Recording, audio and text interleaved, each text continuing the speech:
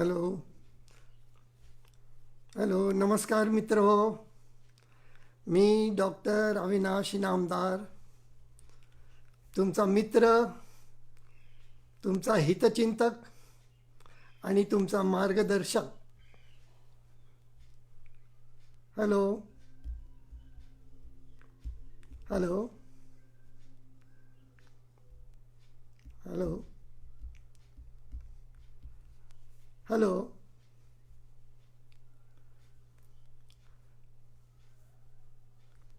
आज आज मी मराठीमध्ये बोलणार आहे. आणि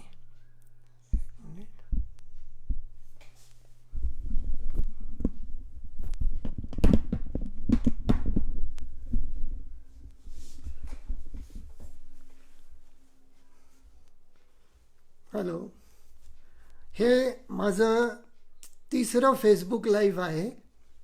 hello Sandeep, how are you? श्रद्धा,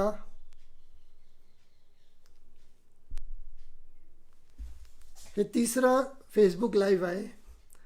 पहिलं फेसबुक लाईव्ह आपण जे केलं ते इंग्रजीमधून होतं, त्यानंतर दुसरं हिंदीमधून. आता लोकांच्या आग्रहास्तव लोकांना मातृभाषा पाहिजे होती, त्यामुळे आज मराठीमध्ये आपण बोलणार आहोत. Can you here me properly? सध्या सर्व ठिकाणी एक करोनामय वातावरण झालेलं आहे. जिथे तिथे एकच विषय आहे आणि तो आहे करोना, करोना आणि करोना. आमच्या सायंटिफिक वर्ल्डमध्ये सुद्धा भरपूर रिसर्च चालू आहेत, भरपूर प्रयोग चाललेले आहेत, बरेच निष्कर्ष येत आहेत. पण हा करोना व्हायरस नेहमीसारखा नाही आहे. हा अतिशय वेगळा आणि अतिशय खतरनाक आहे, हे मात्र सिद्ध होत चाललेलं आहे. आमच्या सर्व डॉक्टर मंडळींना हॅलो सुषमा, हॅलो श्रद्धा, तन्मय, या नाईस टू सी यू. या आमच्या डॉक्टर लोकांना पूर्णपणे कन्फ्यूज करणारा असा हा व्हायरस आहे. 2 महिन्यापूर्वी त्यासंबंधी जी काही माहिती संशोधकांना होती, सायंटिस्टना होती, डॉक्टरांना होती, त्यापेक्षा खूपच वेगळा असा त्याचा मार्ग चालू आहे. या करोना व्हायरसची व्हिरुलन्स, त्याचं मोड ऑफ स्प्रेड, त्याचं फोमाईटवर किती तास राहतोय, या सर्व गोष्टी सारख्या रोजच्या बदलत चाललेल्या आहेत आणि नवीन नवीन शोध लागत आहेत. वेगवेगळी औषधं वापरली जात आहेत आणि खूप एक्सटेन्सिव्ह रिसर्च चालला आहे. लोकांचे खूप जोरात प्रयत्न आहेत की लवकरात लवकर एखादी लस यावी, त्याच्यावर औषध निघावं. पण आज एखादी थेअरी येते, काही दिवसानंतर ती थेअरी परत डिबार केली जाते. आता एक खूप चांगला कोट मी परवाच ऐकला. एकाने म्हटलेलं आहे की a recent study confirms that all the recent studies are false and baseless. हे गमतीचं आहे, पण जी माहिती काल होती ती आज नाही आहे. आज जे कळतं आहे ते उद्या आपल्याला कळणार, उद्या अजून काहीतरी वेगळं होतं आहे. हे तिसरं महायुद्ध म्हटलं तरी चालेल, इतका त्याचा सिरियसनेस आता आलेला आहे. नवीन नवीन तपासण्या येत आहेत. Hello Govind, doctor Khanna is here. Yes, so nice. Hello Manda, how is Mumbai? Okay. तर वेगवेगळे तपास आता येत आहेत.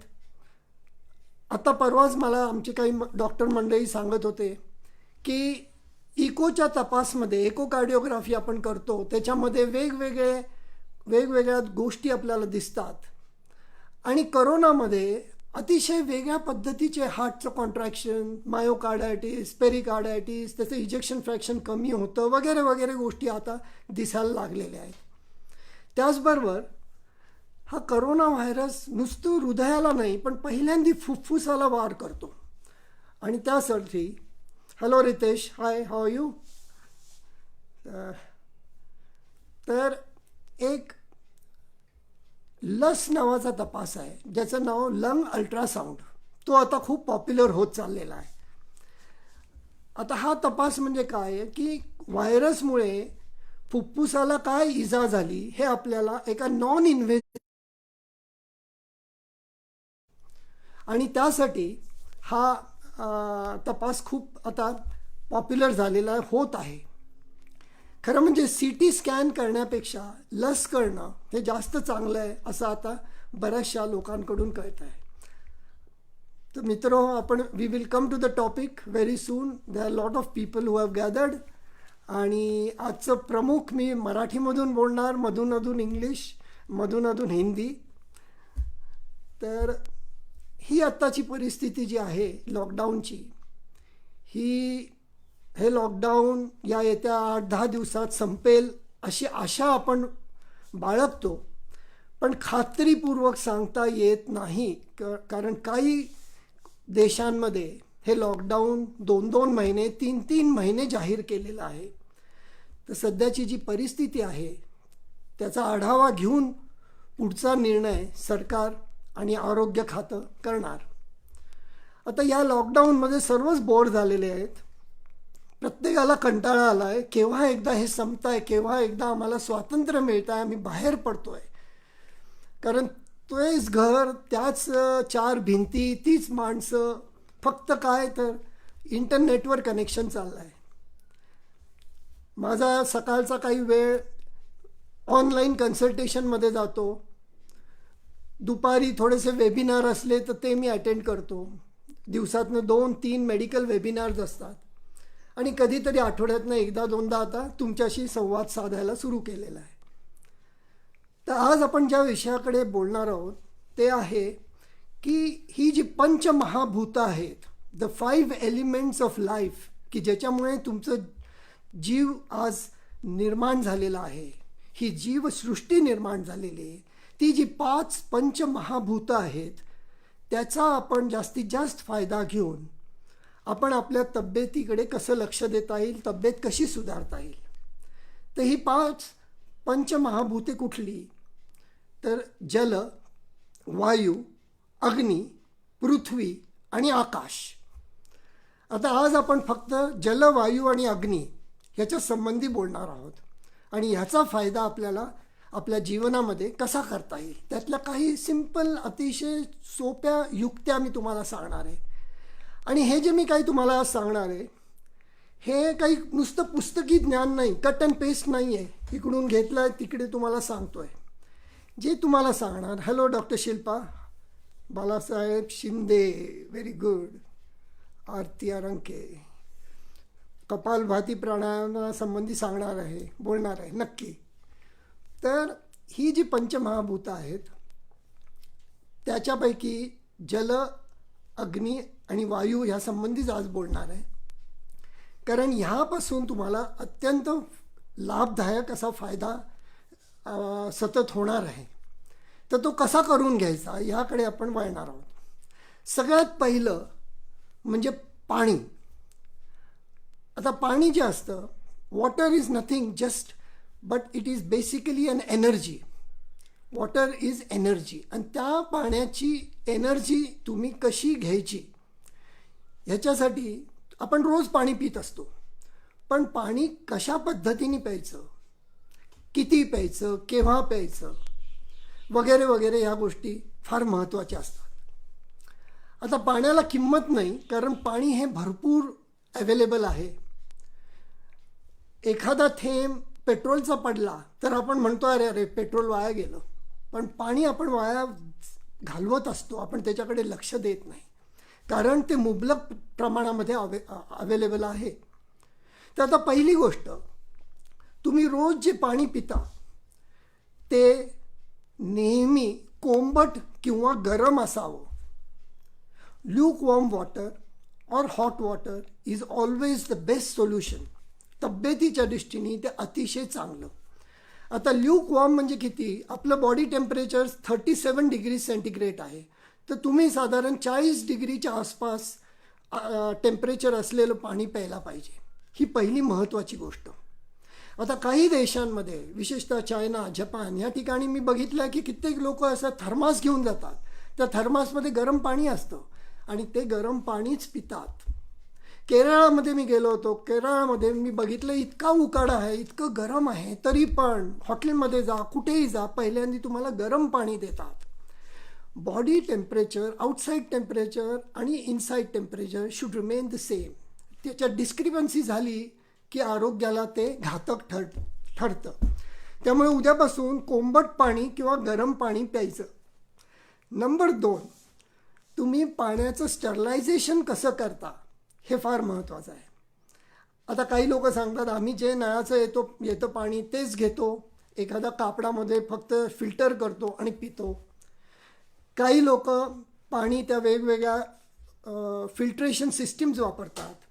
काही UV रेजवरच्या असतात, काही केमिकल फिल्ट्रेशन सिस्टीम्स असतात.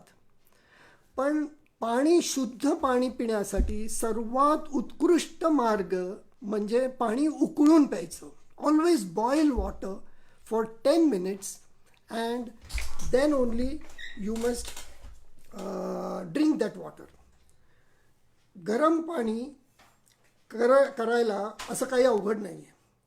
आम्ही काय करतो, आम्ही एक इंडक्शन कुकरवर एक पातेलं ठेवतो, त्याला सेटिंग्स करतो 160 डिग्रीज आणि 25 मिनिट्स सेटिंग करायचं की ते आपोआप 20-25 मिनटामध्ये पाणी उकळून तिथे जमा होतं. आता गरम पाणी झालं की ते पाणी तुम्ही स्टोरेज कसं करता हे महत्त्वाचं आहे. हॅलो भावना, हरिज्योत, भावना, येस. आता हे जे पाणी असतं याचं स्टोरेज तुम्ही एका तांब्याच्या कळशीमध्ये ठेवायला पाहिजे. तांब्याची कळशी, कॉपर वेसल, आणि त्याच्यामध्ये ठेवून तेच पाणी जे तांब्याच्या ह्याच्यात ठेवलं आहे, कळशीत ठेवलं आहे किंवा तांब्यामध्ये ठेवलं आहे, ते तुम्ही वापरायला पाहिजे पिण्यासाठी. आता पुढचा मुद्दा म्हणजे पाणी प्यायचं कसं, हाऊ टू ड्रिंक वॉटर. आता तुम्ही म्हणाल ह्याच्यात काय विशेष सांगतात डॉक्टर, पाणी प्यायचं काय, तोंडाला लावायचं, पिऊन टाकायचं नाही. त्याच्यामध्ये काही महत्त्वाचे मुद्दे आहेत. नंबर 1, पाणी नेहमी तोंडाला ग्लास लावून प्यायचं. आता हे काय, पाणी तोंडाला ग्लास लावून प्यायचं असं प्यायचं नाही. जेव्हा तुम्ही असं पाणी वरून पिता त्यावेळेला जर तुमचा श्वास चालू असतो आणि तुमचा ब्रीथिंग चालू असेल तर पाण्याबरोबर हवा तुमच्या पोटात जाते आणि मग पोट फुगल्यासारखं वाटतं, which is called as aerophagy. Aero means air आणि फेजी म्हणजे going into the stomach, into the gastrointestinal system. त्यामुळे पाणी हे नेहमी तोंडाला लावून असं प्यायचं. दुसरी गोष्ट, पाणी थोडं थोडं थोडं असं अनेकदा प्यायचं. असं एकदम तुम्ही 2 ग्लास, 3 ग्लास, 4 ग्लास पाणी प्यायचं नाही, थोडं थोडं पाणी प्यायचं असतं. आता पाण्याची क्वांटिटी जेवणाच्या आधी प्यायचं का नंतर प्यायचं, it all depends on the दोष म्हणजे जे कफ, वात, पित्त अशा 3 प्रकारची लोक असतात. तर ज्यांना पित्त आहे अशा लोकांनी जेवताना थोडं थोडं थोडं पाणी प्यायचं. म्हणजे थोडक्यात ज्यांना ॲसिडिटीचा त्रास आहे त्यांनी. ज्यांना वातकारी प्रवृत्ती आहे म्हणजे ज्यांना इनडायजेशन होतं आहे, गॅसेस होतात, अशा लोकांनी जेवणानंतर जवळजवळ 1 ते 1.5 तासानंतर पाणी प्यायचं. आणि जे कफ प्रवृत्तीचे आहेत म्हणजे ज्यांना स्थूलपणा आहे, ओबेसिटी आहे, अशा लोकांनी जेवणाच्या आधी 1 ते 1.5 ग्लास पाणी प्यायचं आणि मग 1 तासाने जेवण करायचं. ज्याच्यामुळे तुमचं अन्न घ्यायचं प्रमाणसुद्धा कमी होतं आणि तुमचा इंटेक कमी होतो आणि वेट रिडक्शनला फायदा होतो. काही लोक म्हणतात हायड्रोथेरपी, आम्ही सकाळी उठतो आणि 5-6 ग्लास पाणी पितो. ह्या गोष्टी थोड्या हानिकारक आहेत कारण excess water can dilute the blood आणि सडन वॉटर लोड आपल्या किडनीला सहन होऊ शकत नाही. त्यामुळे ह्या सर्व गोष्टी तुम्ही लक्षात ठेवा. सकाळी उठल्यानंतर पहिल्यांदा दात घासल्यानंतर जे पाणी पिलं जातं ते प्यायला पाहिजे. 1 ग्लास 1.5 ग्लासपर्यंत प्यायचं. ते सुद्धा कोंबट प्यायचं.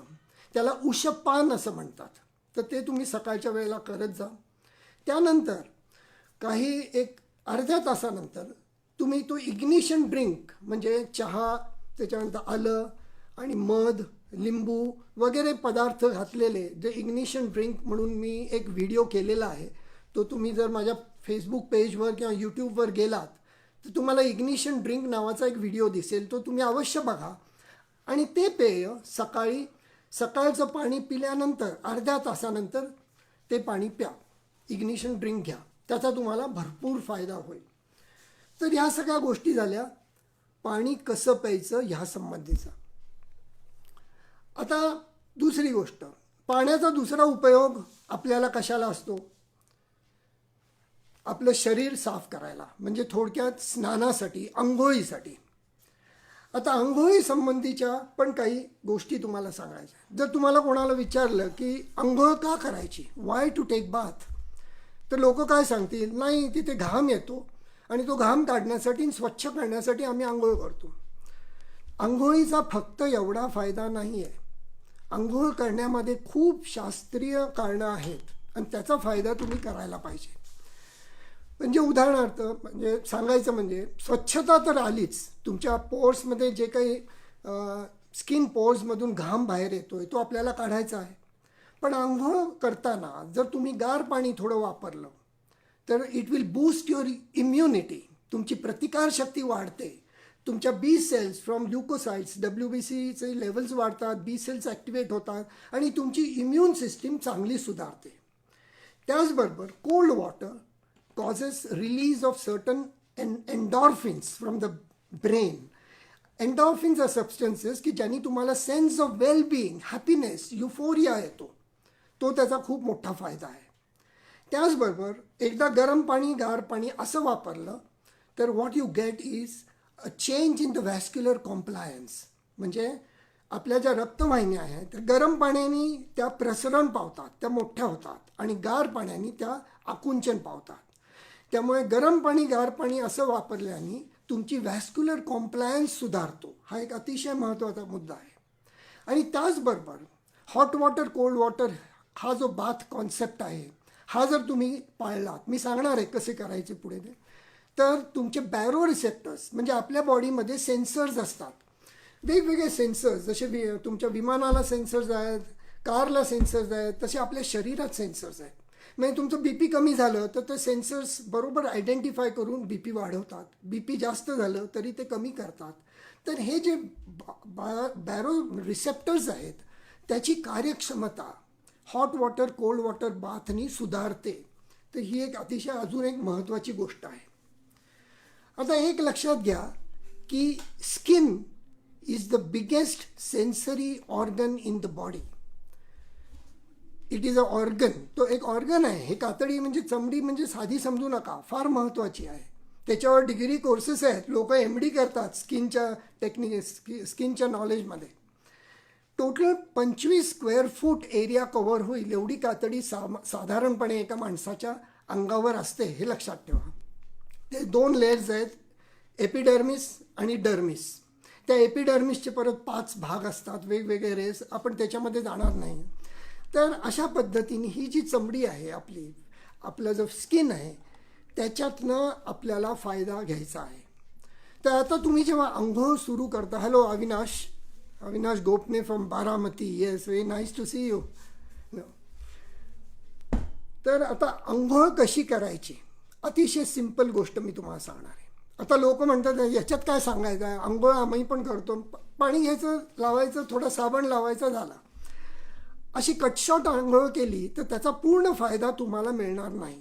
तर ठीक आहे, तुमचं क्लीनलीनेस होईल, पण if you want the whole scientific benefit of a proper bathing technique, तर तुम्ही पहिल्यांदा काय करायचं, जर तुमच्याकडे शॉवर असेल तर प्रश्नच नाही. शॉवर नसेल तर तुम्ही 2 बादल्या गरम पाण्याच्या जवळ ठेवायच्या. सगळ्यात पहिल्यांदा गरम पाणी चालू करायचं.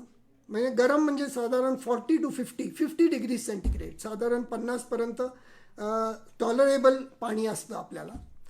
आणि 50 डिग्रीवर आधी आंघोळ करून संबंध शरीर भिजवायचं.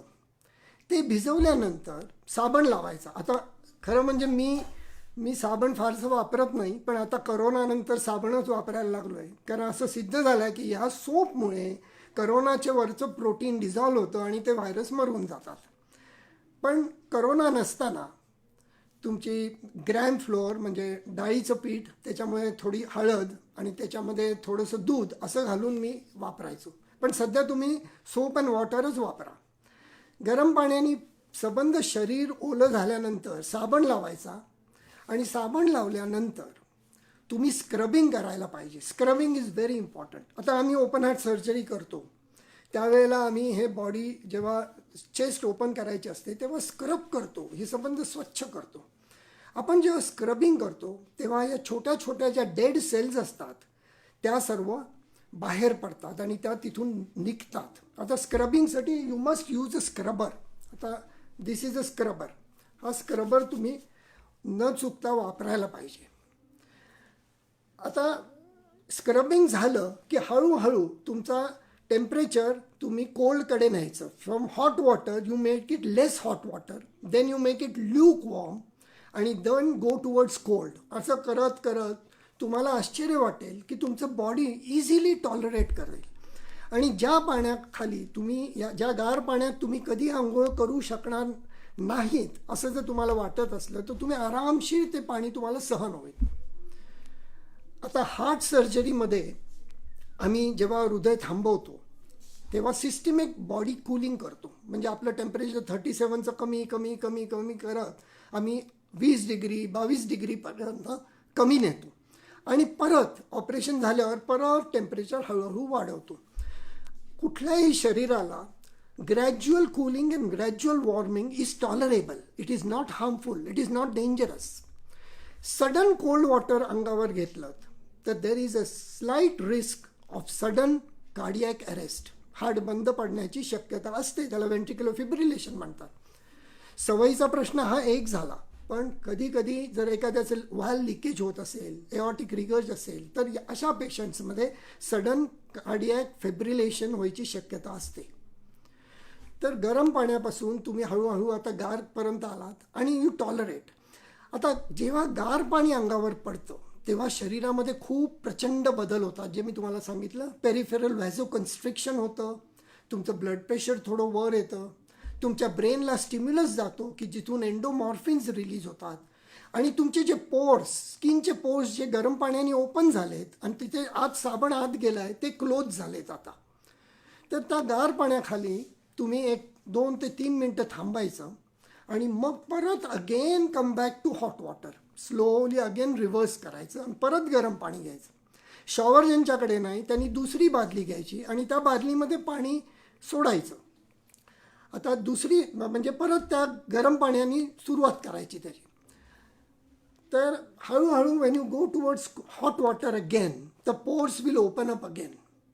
आता तुम्हाला परत साबण लावायची गरज नाही आहे, पण नुसतं गरम पाण्यात ठेवायचं आणि परत again go back to cold water.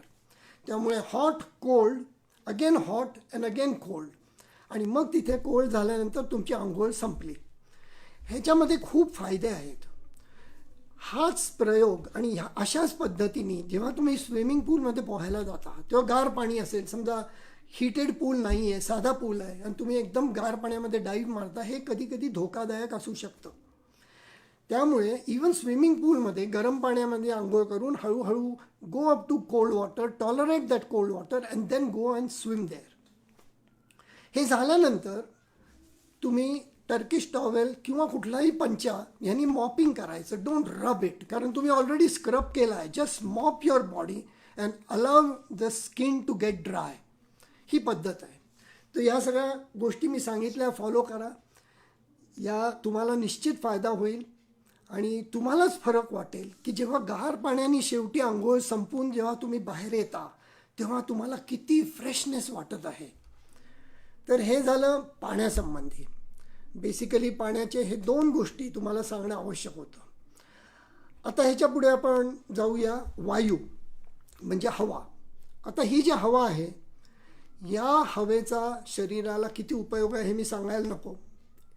2 मिनटं कोणाचं नाक जर बंद केलं तर माणूस गुदमरायला लागतो. हवेतलं ऑक्सिजन हा कंटिन्युअस सप्लाय आपल्याला करावा लागतो. आणि शुद्ध हवा आणि त्या हवेचा जास्तीत जास्त फायदा आपण कसा करून घ्यायचा या संबंधी काही ब्रीदिंग टेक्निक्स आहेत. आता जे अमेरिकन लंग असोसिएशननी सांगितलेले टेक्निक्स आहेत ते वेगळे आहेत. They are all concentrated to the lungs, की तिथे फक्त एकच गोष्ट COPD, asthma, lung disorders, expansion वगैरे ह्या गोष्टीच तिथे लक्ष दिलेलं आहे. पण आपल्या इतक्या हजारो वर्षांपासून आपल्याकडे आलेलं जे प्राणायामाची देण आहे ती अतिशय उत्कृष्ट आहे. आणि त्याच्यातमधले काही विशिष्ट प्राणायाम, जे 4-5 प्राणायाम मी तुम्हाला सांगणार आहेत, ते तुम्ही करणं अतिशय आवश्यक आहे. तर आता लंग असोसिएशननी सजेस्ट केलेले प्राणायाम कुठले? आता हे जे प्राणायाम आहेत किंवा ब्रीदिंग टेक्निक्स आहेत, त्यांचे प्राणायाम नाही, त्यांचे ब्रीदिंग टेक्निक्स आहेत.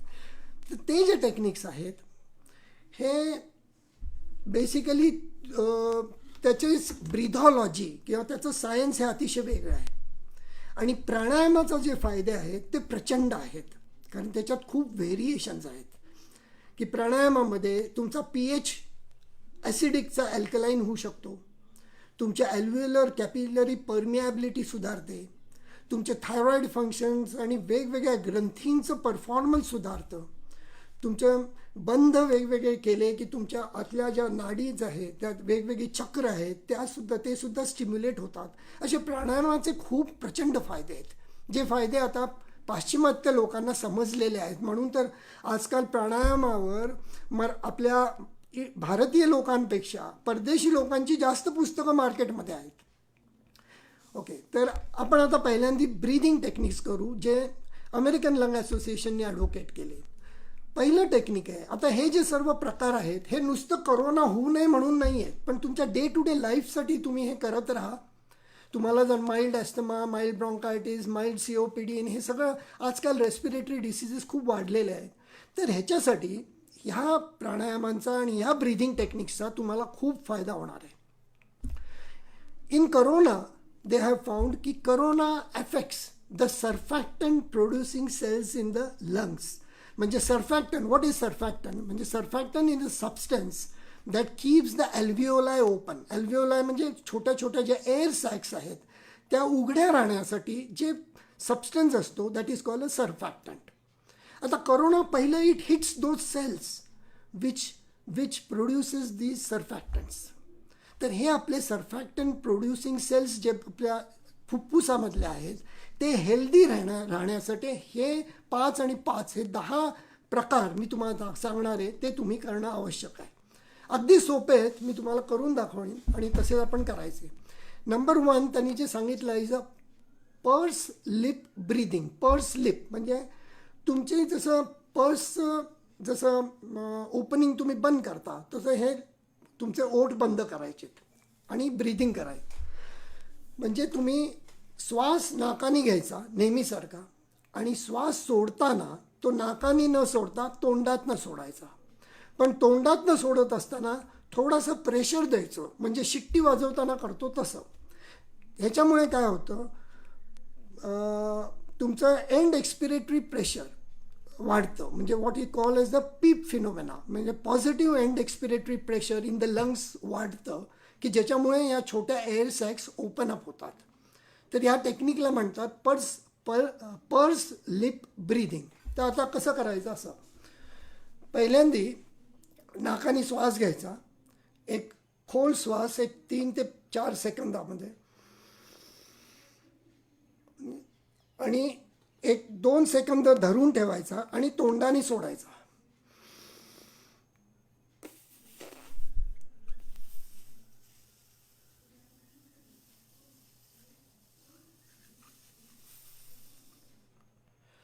म्हणजे तोंड असं उघडं करून एकदम सोडायचं नाही आहे, स्लोली अतिशय हळूहळू तोंडातनं बाहेर करायचं. हे करत असताना तुमच्या ॲल्व्हिओलर प्रेशर्स वाढतात आणि तुमचं त्या रेस्पिरेशनला पीप पॉझिटिव्ह एंड एक्सपिरेटरी प्रेशर दिलं जातं. त्यामुळे हा पहिला प्रकार आहे पर्स लिप ब्रीदिंग.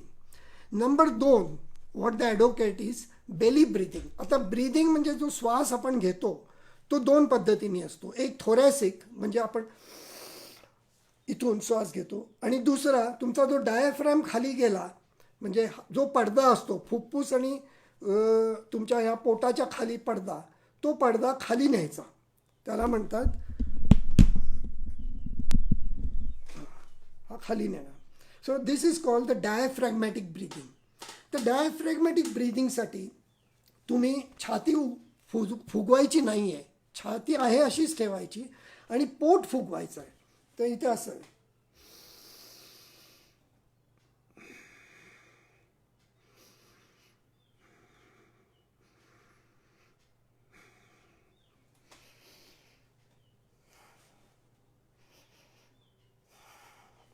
श्वास घेताना पोट बाहेर येईल, श्वास सोडताना पोट आतमध्ये जाईल. ते तुम्ही पोटाने तुमचे बोटं या पोटावर ठेवायची आणि श्वास इथून घ्यायचा नाही, छाती हलवायचीच नाही, छाती बिलकुल एक्सपॅन्ड नाही करायची. So this is called the diaphragmatic breathing or also called belly breathing technique. हे झाले 2. नंबर 3, तिसरा व्यायाम जो त्यांनी आत्ता ॲडव्होकेट केलेला आहे तो म्हणजे हार्ड कॉफ, म्हणजे एक मोठा खोकला द्यायचा. तो कसा द्यायचा? एक 5 सेकंद श्वास आत घ्यायचा दोन्ही नाकानी, 5 सेकंद आत ठेवायचा आणि मग एक मोठा खोकला देऊन आपण तो श्वास सोडून द्यायचा. म्हणजे like this,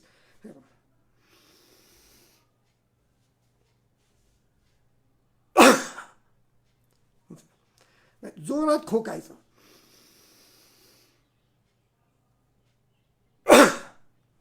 so this is called a hard cough. हे केल्याने तुमच्या ॲल्व्हिओलर कॉन्ट्रॅक्शन सुधारतं आणि फुफ्फुसामधले सिक्रिशन्स बाहेर यायच्या दृष्टीने त्याचा खूप फायदा होतो. तर पहिलं purse lip breathing, belly breathing, hard cough. 4थं, तुमच्याकडे जर इन्सेंटिव्ह स्पायरोमीटर असेल, आता उदाहरणार्थ मी आणलेलं आहे इन्सेंटिव्ह स्पायरोमीटर. हा बाजारामध्ये मिळतो, 150-200 रुपयाचा असतो. लॉकडाऊन संपल्यानंतर अवश्य विकत घ्या. आणि ह्याच्यामध्ये तुम्हाला हे बॉल वर घ्यायचे आहेत.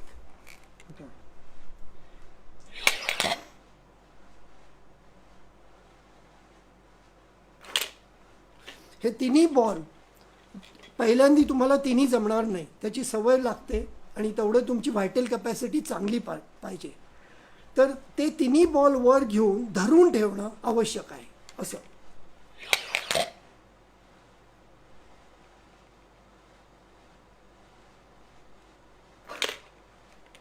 तर हे झालं इन्सेंटिव्ह स्पायरोमेट्री. त्याच्यानंतर 4थं आपलं 5वं टेक्निक इज व्हेरी सिम्पल. माझ्याकडे आता लॉकडाऊन असल्यामुळे मी फुगे आणू शकलो नाही, पण साधे फुगे घ्यायच्या, फुगा इथं ठेवायचा आणि फुगा फुगवायचा.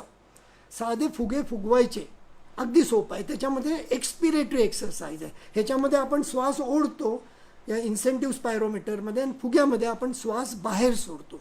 त्यामुळे हे 5 एक्सरसाइज जे आहेत, पर्स लिप ब्रीदिंग, श्वास आत घ्यायचा, 5 सेकंद आत ठेवायचा आणि तोंड असं बंद करून आपण त्याच्यातनं श्वास सोडायचा. नंबर 2 बेली ब्रीदिंग म्हणजे डायफ्रॅग्मॅटिक ब्रीदिंग, छाती फुगवायची नाही, फक्त पोट पुढे मागे होणार. 3रं हार्ड कॉफ, 5 सेकंद श्वास घ्यायचा, 5 ते 10 सेकंद आत धरून ठेवायचा आणि जोरात खोकला देऊन बाहेर काढायचा. 4थं इन्सेंटिव्ह स्पायरोमीटर आणि 5वं बलून ब्लोईंग, फुगे. तर हे झाले 5 जे बरेचसे तुमच्या COPD, ब्रॉन्कियल अस्थमा, ब्रॉन्कायटिस वगैरे वगैरे या सर्व गोष्टींना फायदा होतो. तुमची सर्फॅक्टंट ॲक्टिव्हिटी सुधारते.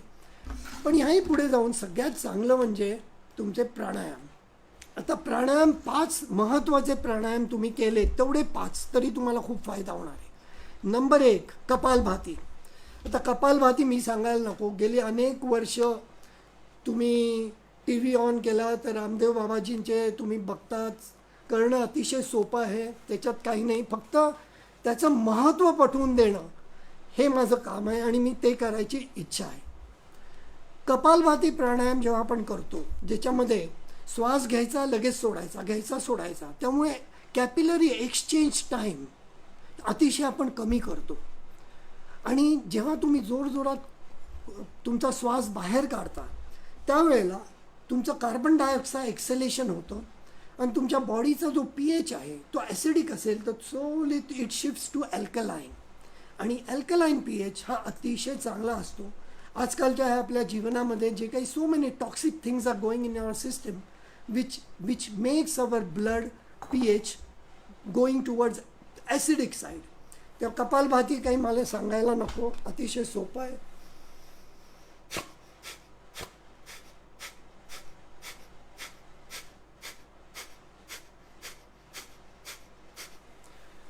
साधारण 1 मिनिटात 60 वेळा तरी करायला पाहिजे.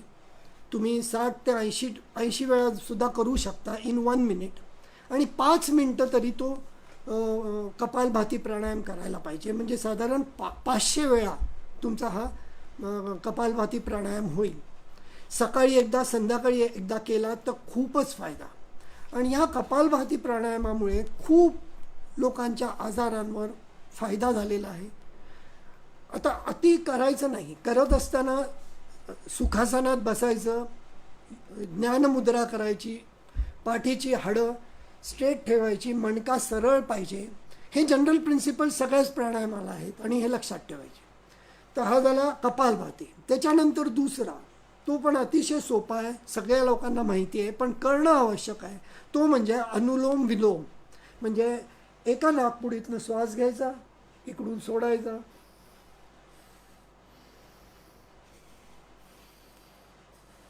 इथे तुमचं breathing should be thoraco abdominal. Thoracic पण आणि ॲबडॉमिनल पण, म्हणजे छाती पण फुगेल आणि पोटही पुढे येणार. तो थोरॅको ॲबडॉमिनल ब्रीदिंग पाहिजे. आता तुम्ही म्हणाले असं का करायचं, तर या योगिक शास्त्राप्रमाणे उजव्या बाजूची जी नाकपुडी आहे त्याला सूर्यनाडी म्हणतात, डाव्या बाजूची नाकपुडी याला चंद्रनाडी म्हणतात. म्हणजे थोडक्यात आमच्या ॲलोपॅथिकमध्ये सिम्पथॅटिक सिस्टीम स्टिम्युलेशन आणि पॅरासिम्पथॅटिक स्टिम्युलेशन. तर ह्या ज्या 2 सिस्टीम्स आपल्या प्रत्येकाच्या शरीरात असतात, सिम्पथॅटिक आणि पॅरासिम्पथॅटिक, म्हणजे वन स्टिम्युलेटिंग सिस्टीम आणि सप्रेसिंग और कूलिंग सिस्टीम, ह्याचा बॅलन्स ठेवणं अतिशय महत्त्वाचं आहे. आणि ह्या दोन्ही गोष्टींची आपल्याला गरज असते जीवनामध्ये. तर हा बॅलन्स मेंटेन करायचं काम अनुलोम विलोम करतं. कमीत कमी 60 वेळेला एका राऊंडमध्ये, असं दिवसातून 2दा कमीत कमी एवढं करायला पाहिजे. त्यांनी खूप फायदा तुम्हाला जाणवेल. या अनुलोम विलोममुळे मानसिक संतुलन सुधारतं. सर्व बॉडीमधलं जे सडन, जसं काही एखादा स्ट्रेस आला की लोकांचं BP वाढतं, धडधड होते छातीमध्ये, तुमची सिम्पथॅटिक सिस्टीम एकदम स्टिम्युलेट होते. तर ह्या गोष्टी अनुलोम विलोममुळे होणार नाहीत. त्यामुळे करत राहा. त्यामुळे पहिलं कपालभाती, दुसरा अनुलोम विलोम. तिसरा प्राणायामाचा प्रकार आहे Ujjayi pranayama. Ujjayi also called as ocean pranayama किंवा व्हिक्ट्री प्राणायाम, त्याला बरीच नावं आहेत. आता उज्जयी प्राणायाम जो असतो तो करताना एक बंद असतो. बंद म्हणजे 3 प्रकारचे बंद आहेत, तुम्हाला माहीत असतील कदाचित. जालंधर बंद, उड्डाण बंद, मूलबंद. पण जालंधर बंद म्हणजे putting your chin to the chest, हा जालंधर बंद झाला. पण हा बंद केव्हा करायचा, श्वास आत घेतल्यानंतर हे बंद करायचं आणि मग धरून ठेवायचा श्वास आणि मग सोडून उजवी नाकपुडी दाबून डाव्या नाकपुडीतनं बाहेर काढायचं. आता श्वास जो आत घ्यायचा आहे तो फार महत्त्वाचं टेक्निक आहे. आता त्याला थोडीशी तुम्हाला प्रॅक्टिस करायला पाहिजे, कारण हा तुमच्या गळ्यामधून ती हवा तुमच्या घशाला मागे टच करून बॅक साईड पोस्टिरियर फॅलिंग्सला जाऊन तुमच्या व्होकल कॉर्डमधून तो श्वास इथे आत फुफ्फुसात जाणार असतो. आणि बाहेर येताना तुमचं जे व्होकल कॉर्ड्स आपल्याला परत बारीक करायचे आहेत.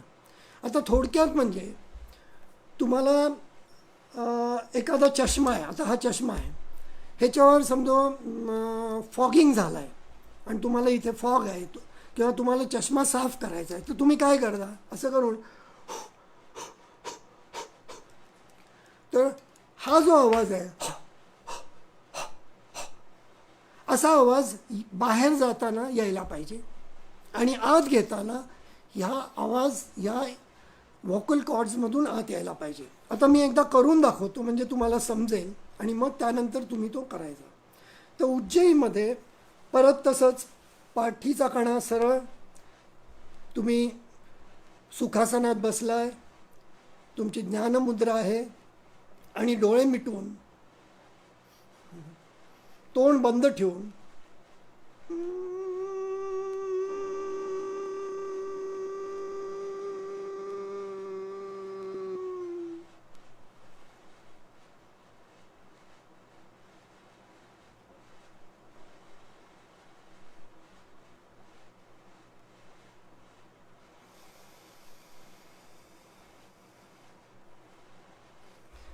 तर अशा पद्धतीने पहिल्यांदा श्वास घेताना इथून आवाज यायला पाहिजे. आता हा आवाज म्हणजे तुम्ही एखादा समजा कोक, एखादा स्ट्रॉ वापरून तुम्ही स्ट्रॉनी पिताय, तर जी ॲक्शन तुमच्या तिथे होईल तशी ॲक्शन ती श्वास आत घेताना व्हायला पाहिजे. म्हणजे आधी श्वास सोडायचा आणि श्वास आत घेताना तुमचा तो व्होकल कॉर्ड्स जवळ यायला पाहिजेत.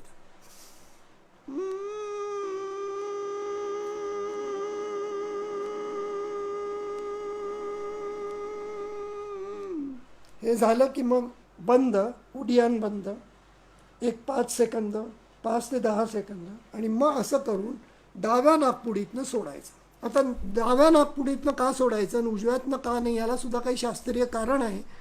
कारण हे उज्जयी करताना तुम्ही आहे उड्डाण बंद करता तेव्हा बऱ्याच प्रकारचं सिम्पथॅटिक स्टिम्युलेशन होतं. त्यामुळे आता आपल्याला चंद्रनाडी करून जी हीट निर्माण होते ती कमी करण्यासाठी तुम्हाला डाव्या नाकपुडीतनं तो श्वास सोडायचा. तर याला म्हणतात उज्जयी प्राणायाम. तर हा झाला चौथा उज्जयी, आपला तिसरा उज्जयी. त्यानंतर चौथा प्राणायाम जो तुम्हाला बऱ्याच लोकांना माहिती आहे, अगदी सोपा, म्हणजे भ्रामरी प्राणायाम. या भ्रामरी प्राणायामाचा तसा भरपूर फायदा असतो, विशेषतः इन्फेक्शन कंट्रोल किंवा तुमचं वर्टायगो होत असेल तर अशा गोष्टींमध्ये या भ्रामरीचा खूप फायदा आहे. श्वास घ्यायचा आणि हे 2 बोटं ह्याच्यावर, हे इंडेक्स फिंगरवर आणि ही बोटं कानावर,